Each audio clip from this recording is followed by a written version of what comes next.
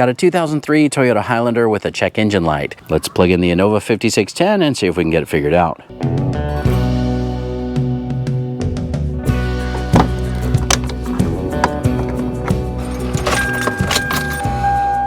P0305 stored. So we've got a misfire in cylinder number 5. Now the P0305 can be caused by many different things. It could just be a bad or a fouled spark plug. It could be an issue with the ignition coil. It could even just be an injector issue. What I found to be pretty common on this engine, this is the 1MZFE. It's also found in Toyota Avalon, some of the Camrys, of course, that have the V6, also the Lexus ES300 and the Lexus RX300. But the most common that I've seen has been the ignition coil, and I think I'm going to start with that. I just so happen to have a spare ignition coil for this engine. So that's what I'm going to do. I'm going to pull out that coil. Of course, we'll do a little bit of a visual inspection on that too. Now, if you don't have a spare ignition coil and you have a misfire in a cylinder, you can always pull the ignition coil from another cylinder and swap it and put it back together and see if the code follows the cylinder. Because I've got a spare, I'm just going to swap that out. We'll clear the code and see if it comes back.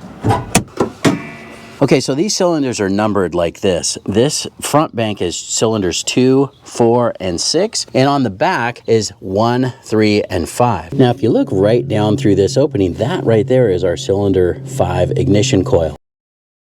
You see right there is the electrical connector, and then we just have one 10mm bolt that holds that on.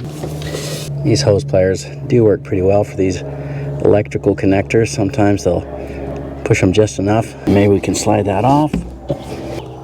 There we go. Okay, we got the connector off.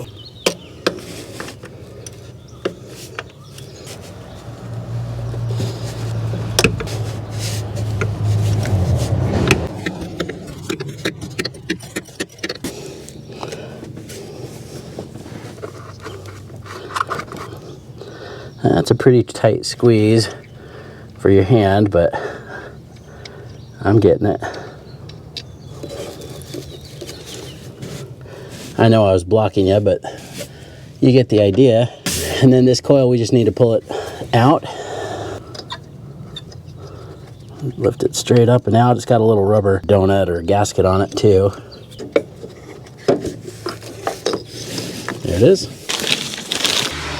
Okay, so here's another one that I happen to have. So I kind of went in head first here and then flipped it around. There we go. I'll pull you off to the side here. Maybe you can see a little bit better. I know my hand's blocking this. Slide that connection on till it clicks like that. Okay, and then I'll snug up that bolt real quick.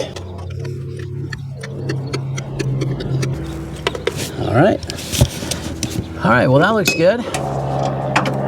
Now I'm going to clear the code, and then we're going to take this for a test drive, make sure that that check engine light stays off and that we don't have any issues or anything like that. We're also going to take a look at these right here, these inspection monitors. See how they're all green right now? We're going to be resetting that, and we need to make sure that they all come back to green and that nothing is red before we get our smog check done. Luckily, this tool tells us what we have to do to complete those drive cycles, so you're not just guessing and you're not just, hey, we reset the code, we took it for a drive, you know, roll the dice, let's go to the smog check place, and then they tell you, hey, you're not ready. With this tool, you can not only verify that you are ready, but you can also see what's necessary in order to complete that drive cycle. So let's go ahead and clear this code first. Now it says erase was successful. Now it's going to scan it again and make sure that that code doesn't come back, you know, immediately. And of course, I don't have the vehicle on yet, but we'll start it here in a minute. Okay, so no powertrain DTCs or free stream data presently stored in the vehicle's computer.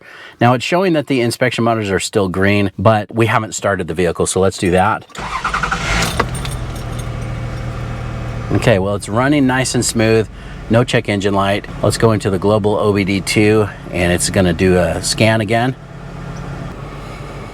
Okay, so now you can see we have some inspection monitors that are incomplete. The O2 sensor, heated O2 sensors, catalytic converter, and Evap. So what we need to do is complete the drive cycle in order to turn off those monitors. So let's go here to the main menu and let's go down to drive cycle procedures, and we'll select that. Here's our Toyota Highlander. Drive cycle procedures for complete monitors or incomplete monitors. Well, we just want to do the drive cycle procedure for the incomplete monitor, so we'll go down to that and select that. Now, oxygen sensor monitor, oxygen sensor heater monitor, catalyst monitor, and evap system monitor. Let's do the oxygen sensor one first. So right here, drive cycle procedures, oxygen sensor monitor. Note, monitor status will be reset to incomplete if the ECU, electronic control unit, loses power, DTC codes are cleared, which is what we did, or conditions for enabling conditions have not been met. Avoid sudden speed changes during the process. If a drive cycle is interrupted, it can be resumed. Precondition, check engine light has to be off, which it is off. You can see there's no check engine light on the dash. Let's hit continue. Start engine and idle for at least 2 minutes. Drive at 40 miles per hour and 70 miles per hour or higher for at least 150 seconds. Be sure engine speed remains at 1400 RPM to 3200 RPM. Stop the vehicle and allow engine to idle for 10 seconds or higher. Drive the vehicle between 25 and 40 miles per hour for at least 40 seconds or higher. Keep engine speed above 900 RPM. Stop the vehicle and allow engine to idle for 10 seconds or higher. Repeat steps 4 and 5 10 times. Now, a lot of smog check places will have somewhat of a pre-planned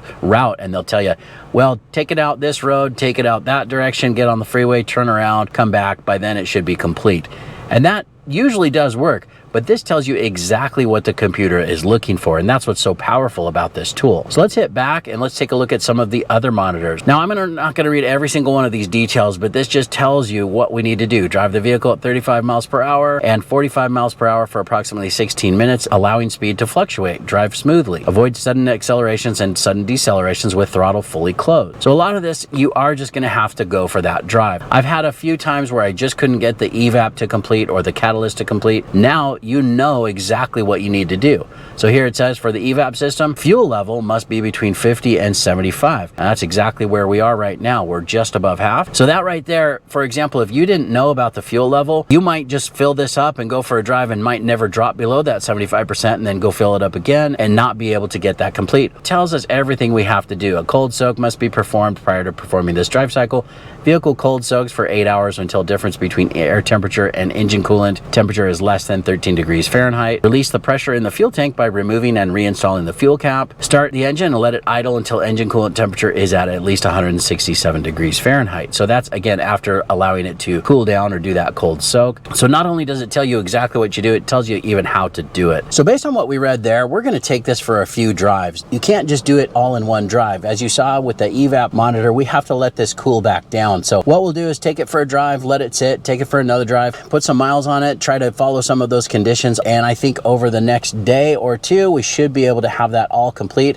But thanks to this tool, that's going to let us know when we are done and when this is ready to get smogged. So let's go for a drive and then we'll come back, take a look and see how we did.